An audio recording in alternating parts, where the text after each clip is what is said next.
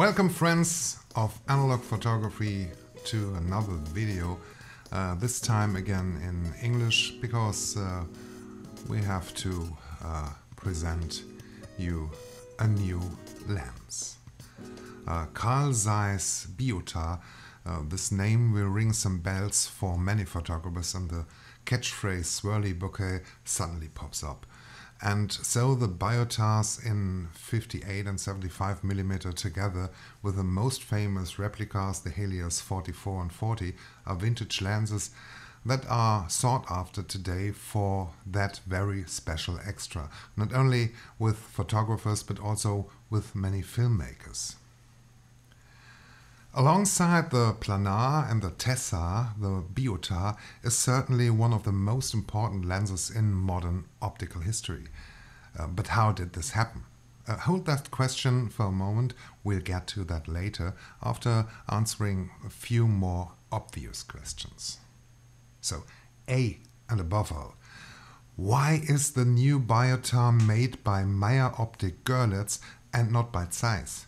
And it is using the Biota name legal?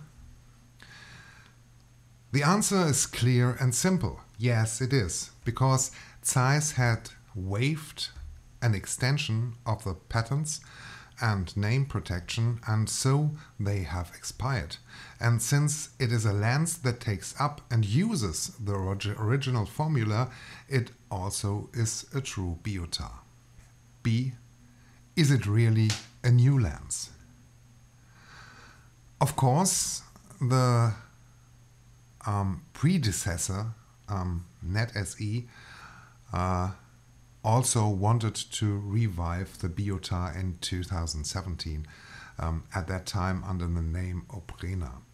It is now a completely redesigned lens from a completely redesigned company in a completely different tube and with a different maximum aperture. So, yes, it is a new lens. C. What will this lens cost?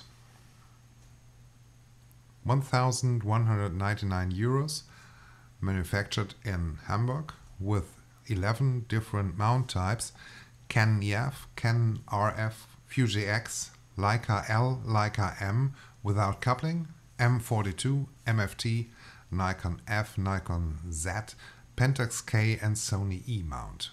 That's quite a lot. D.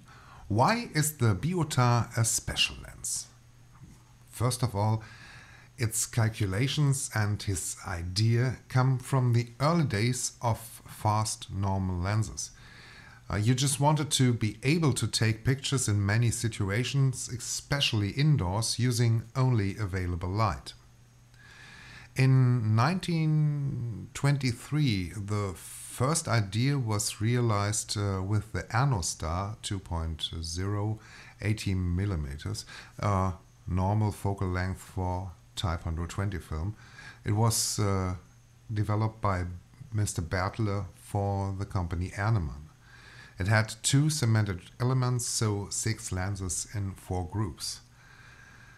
1932, it was the Sonar, also made by Bertele for Zeiss, and had an open aperture of 1.5. It had 2 cemented triple elements, so 7 lenses in 3 groups.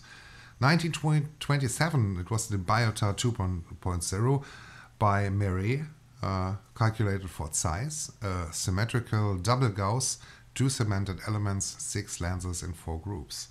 And 1930, the Biota 1.4, also calculated by Mr. Meret for Zeiss, also a symmetrical double Gauss with 2 cemented elements, 6 lenses in 4 groups. The aim at that time was therefore first of all to produce lenses that could get by with so little light and that would still be able to produce a reasonably corrected and sharp image. And of course people were willing to make some compromises to achieve these goals. The idea back then wasn't let's build a lens where the bokeh seems to rotate. This effect simply was a consequence of certain other steps and needs. Swirly bokeh is created when the circles of diffusion are compressed more and more into pointed ellipse towards the edges of the image. If this compression at the same time is asymmetrical, the background seems to get bent in a swirly motion. Triggers here are, for example, a small exit pupil, which is caused, for example, by the fact that the entrance opening has to be particularly large to catch more light. But the exit opening is limited by the diameter of the mount. In addition, towards the edges of a strongly curved lens, it becomes more and more difficult to correct them.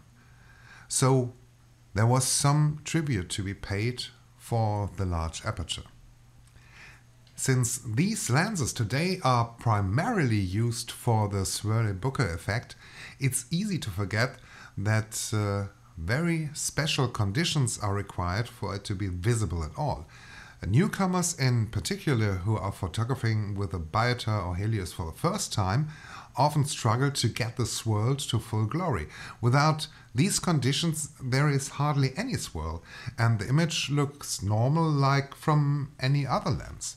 Since Biotars were very widespread at that time, they were also used in press photography because of their light output. We have probably seen thousands of pictures taken with Biotars that have no signs of any swirly bokeh. Seen this way, the Biotar is a completely normal, for the time extremely fast and well-corrected sharp lens, with which you can take excellent photographs in low light. Keep that thought in the back of your mind for a moment. We will come back to that a bit later. If you create very specific constellations where the object and focus is between 1 and 2 meters away from the camera and the entire background is relatively flat at a distance of around 7 to 10 meters, the circles of diffusion arise from highlights and contrast areas, which are then compressed towards the edges and appear to revolve around the center.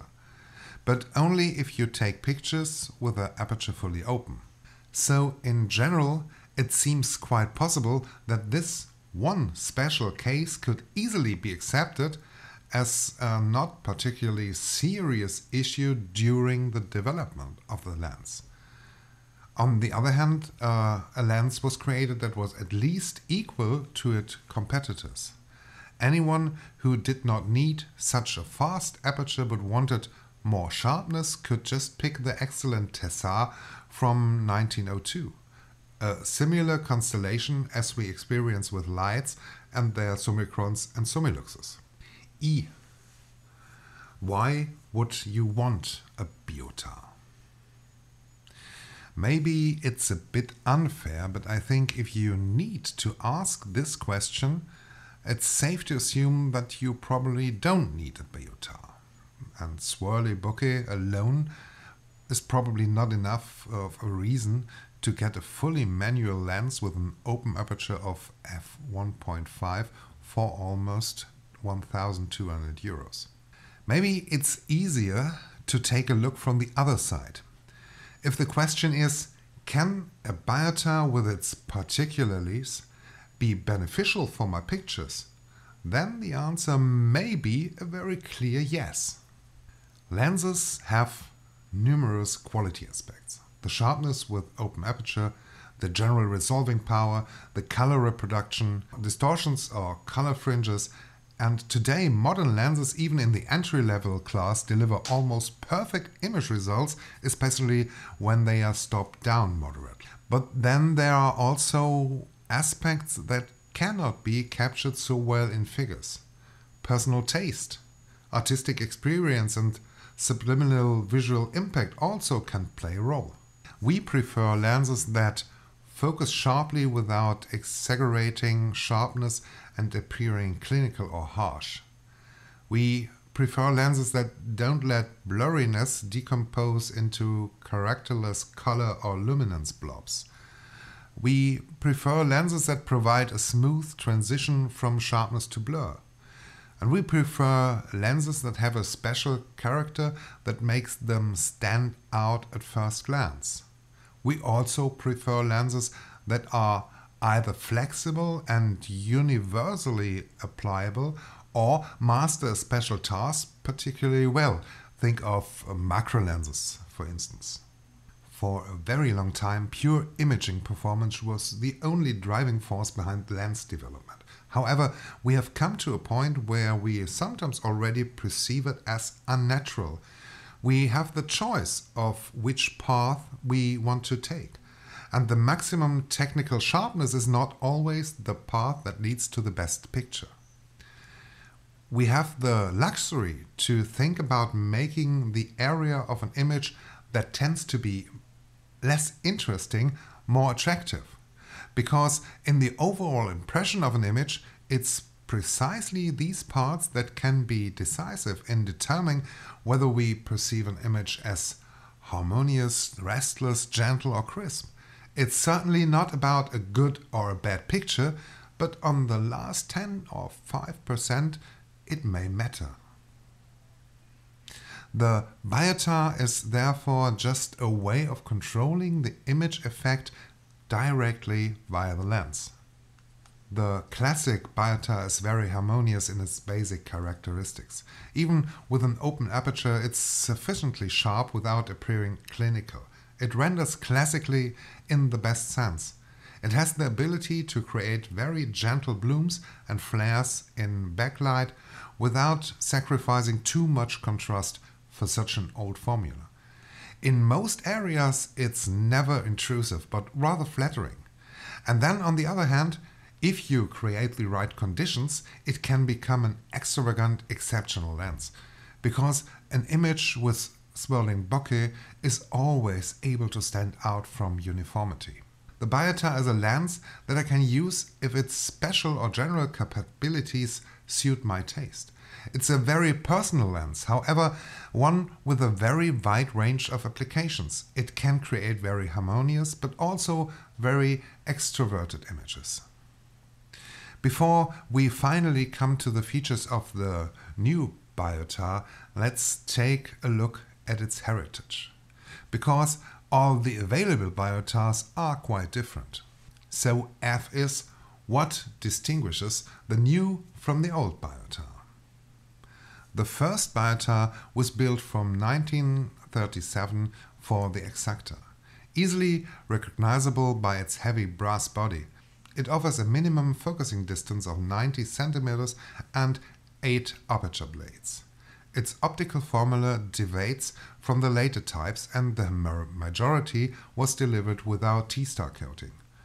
After the war, there was a version with the same body but with an M40 thread for Practiflex, so you need to be careful when you want to buy a first-generation biotar. Today, these lenses cost between 400 and 600 euros. The first post-war versions went on sale from 1946 to 1952. It was available as an Exacta M42 and very rarely as Leica screw thread version, and already has a T-star coating as standard.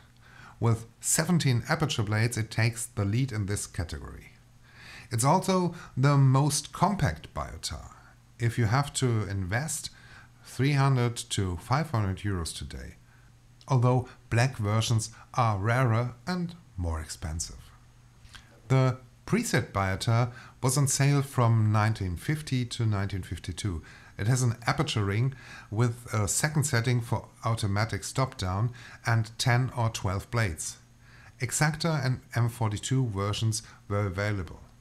Export versions were often only marked with the term B from Jena or B from Jena instead of biotar on the nameplate. Today, it's the cheapest biotar with a market price of 100 to 200 euros. The biotar with outer aperture was also available for the Exacta and M42 from 1953 to 1960. It has a spring-loaded aperture mechanism that has to be cocked manually. Due to the improved coating, the color rendering of the later biotars is significantly better in critical light situations. However, the only 10 aperture blades are not that good for the bokeh. You have to invest 150 to 200 euros to get a good version. Of course, when we talk about Biotar variants, we also have to take a look at the Helios lenses. After all, Helios is a direct copy of the Biotar. The Helios 44 became one of the best-selling lenses in the world and was built in 4 different factories up until the 1990s. The original version had 13, later 8, and towards the end of production 6 aperture blades. There are many versions available, and I have only 2 of them to show you. Basically, the swirl of the Helios 44 is always a bit more pronounced than that of the Biotar, but the sharpness towards the edges is correspondingly lower. The build quality of the Helios variants ranges from excellent on early lenses to iffy on some modern variants. Due to the large number of variation, it is not always easy to filter out the perfect Helios from the multitude of offers. Depending on model and condition, these lenses go for 50 to 250 euros. Finally, the new Meyer Optik Biotar is, unlike the new editions of Trioplan, Primoplan and Lilith, not a pure reincarnation, but rather a reinterpretation. Instead of the historical f2.0, the new edition delivers a remarkable 1.5 as open aperture. And that brings some remarkable benefits. Build-wise, it shares the housing of all the other Meyer Optik lenses. As typical for Biotars, it comes in matte silver with attached black front rings. However, they would have looked even more classic in a glossy finish. The clickless aperture controls 14 blades, and in general, the build is solid and of high quality. The minimum focusing distance is 70 centimeters, and the 2 additional dots on the distance ring are an indication for the best areas for swirly bokeh. If you stop down the Biotar to 2.0, you can see no difference to the original. However, the better coating certainly provides more contrast. Even with backlight, you still have contrast reserves despite massive flares and strong glow. Even if contrast is significantly lower than with modern formulas, you have plenty to work with. Here, too, the Biotar remains true to the vintage feel. Only the strong rainbow flares under certain conditions are new. As these are also known from the other new Meyer lenses, this might come from the same coating. Since they are easy to control and also effectively suppressed when using a lens hood, this effect can be seen as an additional tool for expression. But certainly they can also be a bit annoying. Compared to the Helios, the swirl is less pronounced, at least if we compare them at 2.0. But the Biotar has almost one more stop of light and blurriness to offer. And this is exactly where it gets really great. The decision to calculate the Biotar 2 for f1.5 makes it shine beyond its competitors. On a full-frame sensor, I have significantly enlarged, softer bokeh balls and even more swirl. In addition to the Biotar look that is true to the original, it is another level that is almost reminiscent of the Biotar 75. On an APS-C sensor, I don't lose a large part of the effect due to the crop. The sharpness is still absolutely sufficient, even at 1.5. It is safe to say that the Biotar 2 is not the same lens as a Biotar 2.0. They are completely different. If you plan to use the Biotar 2, mostly because of the swirly bokeh effect, it can extend the effect well beyond the range of the original Biotar or Helios. At the same time, you will get more sharpness at 2.0, and at f1.5 you will get swirls with a softness that cannot be reproduced by the originals. For videographers with APS-C cameras, the Biotar 2 is absolutely unique among vintage lenses. If I use the Biotar as a completely normal portrait lens, regardless of the bokeh effects, the larger aperture gives me drastically more separation. The fact that it is always sufficiently sharp allows for more creativity and is just more interesting. Videographers will benefit the most of the new and faster version. The Biotar looks cinematic, vintage and extremely smooth. Controlling the aperture beyond f2.0 opens up a whole new level of design in low light. The Biotar is able to give your footage a very classy look, especially on smaller sensors. Perhaps in combination with a low ProMist filter, a fascinating possibility to create very valuable image material. Going to an open aperture of 1.5 with a Biotar 2 was the perfect plan. This makes the new Biotar even more interesting than the original. And yet you get the original delivered almost free of charge, because with f2.0 the look corresponds 1-to-1 to what you know and would expect from the old optics. The fact that a roundabout one-stop faster lens will cost more is nothing new. With other lenses, the price differences between a 50 with 1.8 or 1.5 are usually significantly larger than those between the old and the new Biotar. And the fact that in this case we also are comparing a used lens with a new one makes the comparison even more compelling. So what do we get with the Biotar 2? The new Biotar shouldn't just be seen as a tool for swirly bokeh. However, since it can do much more, especially due to the faster speed, it should be extremely exciting for many photographers and especially for filmmakers. The Biotar 2 can be precise, it can be dreamy, creamy, luxurious, extravagant, and without the need for any additional processing, filter or digital effects. It can document unobtrusively or help your subject matter to stand out with a twist.